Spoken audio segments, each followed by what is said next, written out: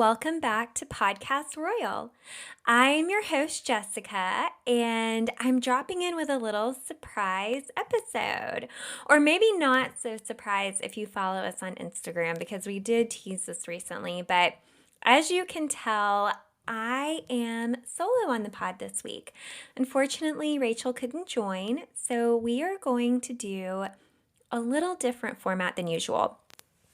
I just have to say, I have missed all of you, our wonderful listeners, and engaging with you here on the pod and online. So I was thinking we could catch up with a little listener Q&A episode. We won't do our typical royal rundown, but do stick around after the Q&A because I've got a segment that some of you have specifically been asking for and telling me that you miss. So stay tuned for that. But let's go ahead and jump right into our Q&A. So last week, I posted a question box in our Instagram stories, and I asked you to submit your questions about anything you want an update on, whether that be royals, life in general, you name it. And we got some really fun and unexpected questions from several of you. So I am going to answer as many as I can in this episode. And if you enjoy it, let me know, and maybe we can do something like this again in the future. Okay, the first question I have here is, which royal would you want to meet the most? Oh my goodness. So this is really tough because I think if we expand it beyond the British royal family, and then even beyond living royals, there are so many with really interesting lives and cool stories to learn about.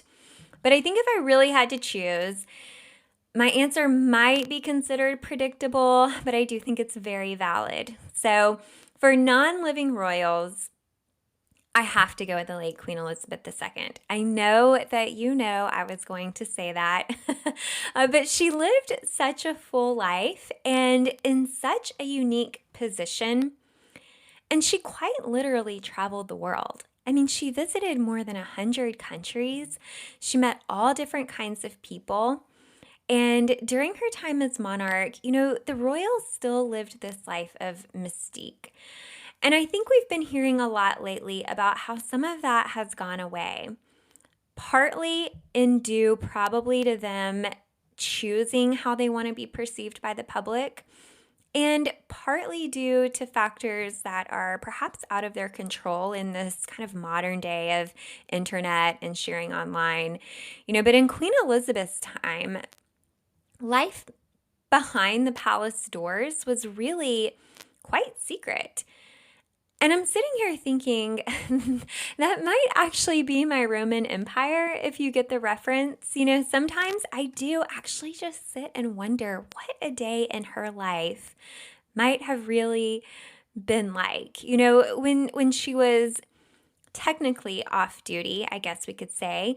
So think about living every day in a big palace or a castle. I mean, that kind of environment is so regal. I wonder, could there ever be a little cozy space that exists somewhere there where you could go and retreat? Can a royal ever really truly be off duty? If you're royal like Queen Elizabeth, was she ever able to just roam around her house like we all do with no makeup, in her, loungewear and not be waited on? Being waited on sounds kind of cool, but in reality, you probably don't ever have total privacy. Even things like, did she ever just wander to the kitchen after it was closed because she wanted to bake chocolate chip cookies at midnight? And if she did go there, would she even know where all the utensils are located and know how to find things on her own? I'm going down a little bit of a rabbit hole here, but I have so many questions that I would ask Queen Elizabeth. Did she really love being queen? I know we hear so much about how she loved her role and was committed to serving her whole life. But, you just have to wonder what she thought about privately that she never shared in relation to that role. What caused her the most stress as queen, or what was maybe most challenging? Did she ever have imposter syndrome as queen? Um, Another kind of really fun question I would like to ask is, what was it like to select a tiara for an event? I think that would be so cool, such a fun experience. Are you ever allowed to just wander wherever you want to go through any of the royal properties? I mean, I would assume if you're queen, you would be able to. Do you ever get to just relax and actually finish a meal? Or are you always expected to kind of nibble while you converse with other people? I don't know. I could think of a lot of different questions to ask her. And so I would definitely take that opportunity if I was able to meet her. Okay, so now for living royals. You can also probably guess what I'm going to say here too. I would, of course, like to meet Catherine, the Princess of Wales.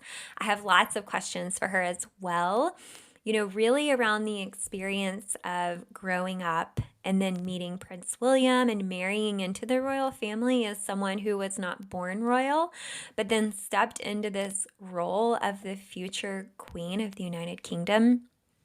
That seems like so much to grasp, and I feel like she's done it so well. And I think anyone out there would agree. But I could ask lots of questions around what that experience was like. So those are my two choices. I hope you found that interesting. Maybe I sparked some questions you might like to ask a royal as well. Okay, for the next question. This one is a little more personal. How did you guys become friends? This is a fun question. Thank you for asking. I think we've talked about this on a past episode, but I really couldn't tell you which one, and I won't send you digging. So we will answer again in case we have some new people on here. So Rachel and I are originally from different parts of the U.S., but after grad school, we both ended up in the same city. So I am originally born and raised in the South. And when I moved, I had been a member of my local junior league from my previous city. So if you aren't familiar with the junior league, it's a women's social club / kind of community service club. It's focused on serving the community. And it's, in my mind, sort of similar to a sorority for grown-ups. So you have to apply with references. You have a provisional first year before you become a full member. But once you join, it's a really fantastic way to participate in community service projects and meet other women and make new friends. So I decided to transfer from my previous junior league to the one in the city that I moved to. And Rachel had also joined that same junior league. So we were both assigned to the same committee one year, and we got to work together and attend meetings together. And we really, truly became friends and decided to keep in touch outside of the junior league activities we were involved in. So this kind of started with a little routine of trying out new restaurants together. We would go maybe once a month or so, and we would meet up for lunch or dinner and try a new place in the city. Well, then eventually COVID hit and everyone was in lockdown, and we were quite bored the first half of the year, and there wasn't really much we could do, but there were still some restaurants open. So we found this local pizza place that had really great outdoor seating, and we started going once a week for dinner, and we would sit outside and we would chat. And of course, part of our conversation always involved catching up on royals and what was going on with them. So one day we kind of went off on our conversation, trying to think of a fun hobby we could start together. At that point, I think Junior League was kind of scaled back. A lot of their things were virtual. And so we were chatting and talking about how we both really enjoyed listening to podcasts. And, we thought maybe we should start a podcast together. And it was a great solution because we could do it in person or we could do it remotely. And we could continue these conversations that we had every week in kind of a virtual community setting with listeners who also liked to talk about the royals.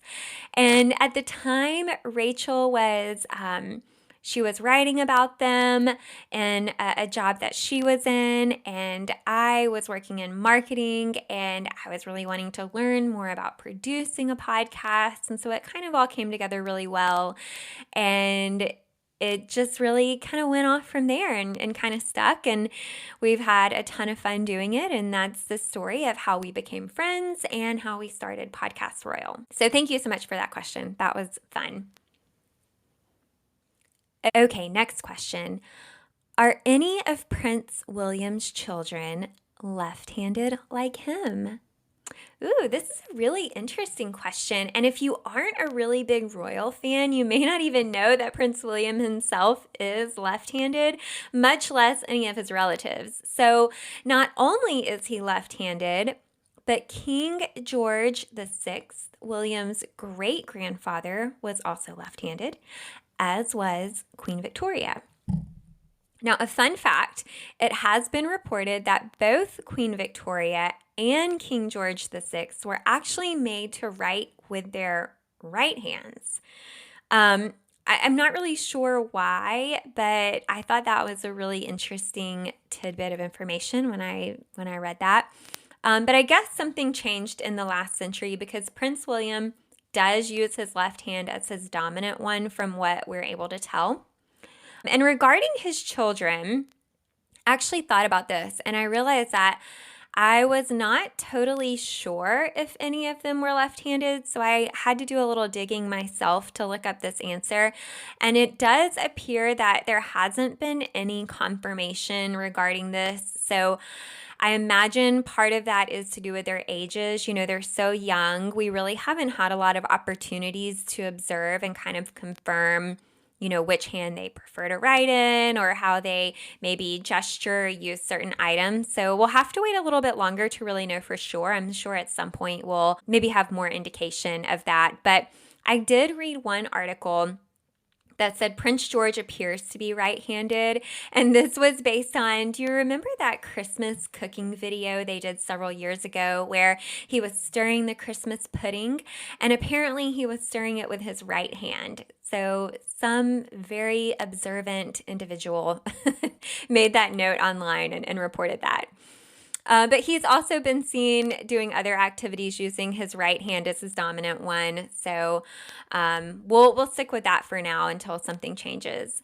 Some other observers of royal children have had a close eye on Princess Charlotte and how she kind of, you know, uses her dominant hands. And one report does say that she could potentially be left-handed, but again, no confirmation there. So not totally sure. And lastly, I haven't seen any comments on Prince Louis being left or right-handed. I mean, of course, he is still quite young, so we'll just have to keep waiting and maybe we'll see soon. But thank you so much to the listener who submitted that question because I'm pretty sure you're going to have all of our listeners out there now trying to determine which of our young royals are left-handed.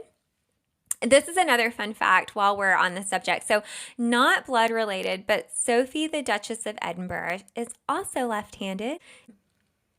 So I thought that was kind of cool. And there is another royal family who may have some left-handed family members. Can you guess who that is? If you're thinking Spain, you would be correct. So royal observers have pointed out that Princess Leonor of Spain is believed to be left-handed, as well as Princess Elena, who is the daughter of King Juan Carlos I and Queen Sofia. So very cool. I feel like we learned a lot about our left-handed royals today. And since I couldn't answer the question with 100% certainty about Prince William's children, I hope you at least enjoyed some of the fun facts I shared. Okay, so our next question is, would love an update on what you both have been up to. Well, thank you so much for checking in on us. You know, it has been such a busy year, I think really for everyone. I feel like the pace of life has picked up so much more lately, but you know, we've really tried hard to keep somewhat of a consistent schedule with the pod throughout 2024. up until we took our break this year. Rachel, so a little update on her I'll share. She is less than a month away from getting married. So she's very busy with preparing for that, but she is doing well. And even though we live in different states, yet again, she moved. I think she shared that on the pod. We can't do our weekly dinners, but we do still catch up, and I'll actually get to see her very soon in a few weeks. So I'm excited about that. And as for me, I have had a really busy year. You all know back in the spring, my kitchen flooded pretty badly, and that sparked a full demo and renovation that took several months. I finally completed it in early fall, and I've been back in the kitchen doing a lot of baking and cooking, which is something that I really love. I do not miss cooking in a toaster oven at all. But baking and cooking for me it's a stress reliever. It's kind of my happy place. It's something that I enjoy. I'm able to be creative in that way, and so I'm having a lot of fun with that. I've got lots of new recipe ideas, and I've tried so many recently. So that's kind of what I've been up to. But thank you so much for checking in on us. We are doing well, and even though Rachel couldn't join us today, I'm happy to be connecting with you guys briefly for this little bonus episode. Okay, our next question is, I would love to hear more about royals around the world. You are the only ones who covered it. Well, I miss talking about our other royals too, and you are correct. I'm sure most of our listeners have probably been able to get some access to, British royal family news pretty easily, especially with everything going on this year. But it really does take extra digging and research to get all the updates on royals around the world. A lot of their news outlets are often not even written in English, depending on how deep you're researching and what you're looking for. So with that being said, stay tuned for a few minutes. I'll circle back to this question, but let's go ahead and do one more question for this segment. Okay, last question. Who is your favorite contestant on this season of Great British Bake Off? I love this question. You all know how much I love that show. I talk about it a lot, and it inspires me to try so many unique recipes. I was just talking about my kitchen. So, okay, for example, a few weeks ago on the show, they were making frangipan, which I had never made, but I was really curious about frangipan. So I recently went to a Friendsgiving dinner, and I decided I was going to try this, and I found a recipe for a cranberry frangipan tart, and I took that to my church's Bible study group's Friendsgiving dinner. So if you've never had it, frangipan is like a filling or a paste. It's made with butter, ground almonds, sugar, and a few other ingredients. And mine had, I think it was lemon juice and zest, as well as almond and vanilla extract. And it was really good. So that was an example of a recipe that I've been inspired by the show. And you guys know I'm gluten-free, so I'm tweaking a lot of their baking recipes. But back to the question. So this season of Great British Bake Off it's been really tough to choose a favorite if you've been watching. And I'll go ahead and say, maybe spoiler alert here. I don't know how much detail I'll get into, but if you haven't watched it yet. So I usually have a favorite selected pretty early on in the season, but I just feel like there have been so many really talented bakers this year. So it took me a few weeks to really decide who my favorite was. So let's kind of talk through it. I really enjoyed seeing what Sumaya would create. She, if you're not familiar, she was one of the youngest contestants on this season, and I really loved her imagination and her unique designs. I think one week she had this whole like bird theme throughout all of her bakes, which I thought was really cool. She also tried a lot of really interesting flavors that I feel like really pushed her to do more than the bare minimum. I will say, and coming in with the spoilers here, I knew the lemon and coffee flavored tiramisu was going to send her home. I cannot imagine that flavor combination working. So anyway, loved her designs and her creativity. That tiramisu one, though, I think might have just been a little too out of the box for what the judges were looking for. Another one, so I really enjoyed Andy's bakes. He was super talented and really fun to watch. He also seemed to have a sense of humor, which I think goes a long way on this show. If you watch it, you know, it's a show that makes you want to laugh. So he was really great. But with the current contestants kind of still in the competition, my favorite is definitely Georgie. I think I finally did decide on that a couple of weeks ago. Her creations are they sound like they're going to be so good. I wish I could try them. Her designs are very neat. They're usually visually really appealing. I think it was a couple weeks ago she did a 70s style cake, which turned out really gorgeous. I think she was inspired by maybe like a 1970s bathroom or something. So really funny. That was kind of where her colors came into on the cake.